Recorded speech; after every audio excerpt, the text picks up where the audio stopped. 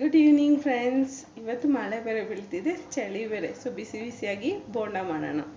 So ಮೊದಲು ಕಡಲೆ ಹಿಟ್ಟನ್ನ ತಗೊಳ್ಳಿ.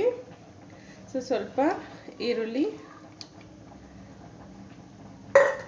ಸ್ವಲ್ಪ ಪುದೀನ, ಕೊತ್ತಂಬರಿ, ರುಚಿಗೆ ತಕ್ಕಷ್ಟು ಉಪ್ಪು,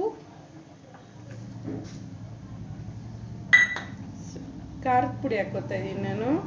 ಸೊ ನಮ್ಮ ಮನೇಲಿ ಮಕ್ಕಳಿದ್ದಾರೆ, ಅವ್ರ ಬಾಯಿಗೆ ಸಿಗ್ತಾ ಇರುತ್ತೆ ಅಂತ ಹಸಿಮೆಣ್ಸಿನ್ಕಾಯಿ ಹಾಕ್ಕೊಂಡ್ರೆ. ಸೊ ನೀವು ಬೇಕಾದರೆ ಹಸಿಮೆಣ್ಸಿನ್ಕಾಯಿ ಹಾಕೋಬೋದು. ಸ್ವಲ್ಪ ಸೋಡಾ, ಇಷ್ಟನ್ನು ಹಾಕಿ ನೀರು ಹಾಕಿ ಮಿಕ್ಸ್ ಮಾಡ್ಕೊಳ್ಳಿ. ಈಗ ನೋಡಿ, ಈಗ ಚೆನ್ನಾಗಿ ಕಲಿಸ್ಕೊಂಡಿದ್ದೀನಿ. ಇದನ್ನು ಸ್ವಲ್ಪ ಸ್ವಲ್ಪನೇ ಎತ್ತು ಆಯಿಲಲ್ಲಿ ಬಿಡಿ.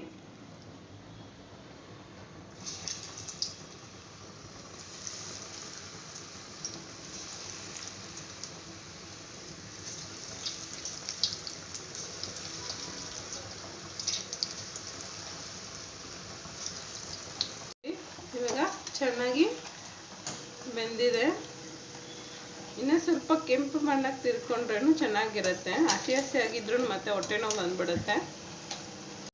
ಚೆನ್ನಾಗಿ ಫ್ರೈ ಆಗಿದೆ. ಸೊ ಎತ್ತು ಪಾಕಕ್ಕೆ ಇಟ್ಕೊಳ್ಳಿ.